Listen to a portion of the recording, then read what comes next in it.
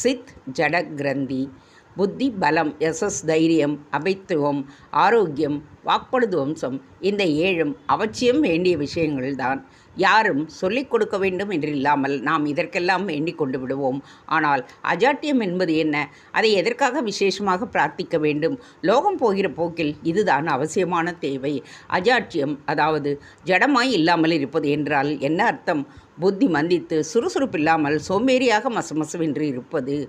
Matter, spirit என்று இரண்டு சொல்கின்றோம். உயிரில்லாத பூதங்கள், தாதுக்கள் எல்லாம் ஜடம். ஸ்பிரிட் என்பது உயிர் என்றும் சைத்தன்யம்.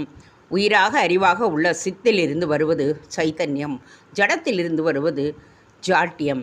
மனுஷ ஜீவனை சித் ஜட கிரந்தியினால் உண்டானதாக சொல்வார்கள். உயிர் இல்லாவிட்டால் உடம்பு வெறும் பௌதீக தாதுக்களாலான ஜடம்தானே. இதை உயிரோடு முடிச்சு போட்டு ஜீவாத்மா என்று வைத்திருப்பது சித் ஜட கிரந்தி.